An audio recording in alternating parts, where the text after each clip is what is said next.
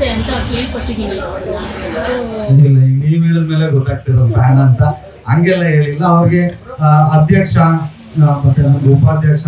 So comedy ಅಂದ್ರೆ ತುಂಬಾ ಇಷ್ಟ. ಹಂಗಾಗಿ ಕಾಮಿಡಿ ಸಿನಿಮಾಗಳೆಲ್ಲನೂ ಇಷ್ಟ ಅಂತ ಹೇಳಿ. ಜೊತೆಯಾಗಿ ಯಾವ್ದಾದ್ರು ಸಿನಿಮಾಕ್ಕೆ ಹೋಗಿದ್ರಾ ರೀಸೆಂಟ್ ಆಗಿ? ಫಸ್ಟ್ ಮೂವಿ ಮದುವೆಗಿಂತ ಮುಂಚೆ ಡೆವಿಲ್ ನೋಡಿದ್ದೀವಿ. ಮದುವೆ ಆದ್ಮೇಲೆ ಖಂಡಿತವಾಗ್ಲೂ ಟಾಕ್ಸಿಕ್ ನೋಡ್ತೀವಿ. ಖಂಡಿತವಾಗ್ಲು. ಯಾಕೆಂದ್ರೆ ಖುಷಿ ಆಗುತ್ತೆ. ಭಯ್ಯ ಅಂತ ಕರೆಯೋದು ನಾನು. ನಮ್ಮ ಯಶ್ ಅವರು ನಿಜವಾಗ್ಲೂ ಒಂದು ಟಾಕ್ಸಿಕ್ ಮೂವಿ ಬರ್ತಿರೋದು ಪರ್ಸನಲಿ ಹೆಮ್ಮೆ.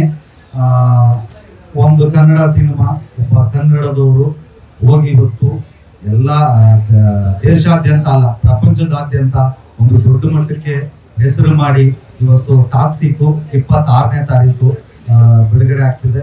ಖಂಡಿತವಾಗ್ಲೂ ಮದುವೆ ಆದ್ಮೇಲೆ ನಮ್ಮಿಬ್ಬರದು ಮೊದಲನೇ ಸಿನಿಮಾ ಟಾಕ್ಸಿಕ್ ನೋಡ್ತೀವಿ. ಖಂಡಿತವಾಗ್ಲೂ ತುಂಬಾ ಚೆನ್ನಾಗಿದೆ. ನನಗೆ ಗೊತ್ತಿರೋ ಪ್ರಕಾರ ಈಗ ನಾವೇನು ಟ್ರೇಲರ್ ಟೀಸರ್ ನೋಡ್ತೀವಿ, ಅದು ಬಿಟ್ಟು ಫ್ಯಾಮಿಲಿ ಎಮೋಷನ್ ತುಂಬಾ ಚೆನ್ನಾಗಿದೆ. ಖಂಡಿತವಾಗ್ಲೂ ಅದು ಇದೇನು ನಾಳೆನೇ ಬರುತ್ತೆ, ಗೊತ್ತಾಗುತ್ತೆ. ಇನ್ವಿಟೇಷನ್ ಕೊಡಕ್ಕೆ ಹೋಗಿದ್ರೆ ಏನ್ ಹೇಳಿದ್ರು ಅಂದ್ರೆ ಜೀವನದ ಬಗ್ಗೆ, ಮದುವೆ ನಂತರ ಜೀವನ ಹೆಂಗಿರ್ಬೇಕು ಅನ್ನೋ ಟಿಪ್ಸ್ ಏನಾದ್ರು ಕೊಟ್ರ ಅಂತ ಇದ್ರು? ಅದೇ ಹೇಳಿದ್ರು, ಗಂಡ ಅಂದ್ರೆ ಹಿಂಗಿರ್ಬೇಕು, ಏನೇನು ತಪ್ಪು ಮಾಡಬಾರ್ದು, ಅದನ್ನ ರಾಧಿಕಾ ಹತ್ರ ಕೇಳ್ಕೊಂಬಿಡಪ್ಪ ಅಂದ್ರು. ಸೊ ಇಲ್ಲ, ಮದುವೆ ಆದ್ಮೇಲೆ ಕೇಳ್ತೀನಿ ಬಿಡ್ರಿ, ಈಗಲೇ ಬೇಡ. ಎಲ್ರಿಗೂ ಕೊಟ್ಟಿದ್ದೀನಿ. ಕೊಡೋದು ನನ್ನ ಧರ್ಮ, ಕರ್ತವ್ಯ.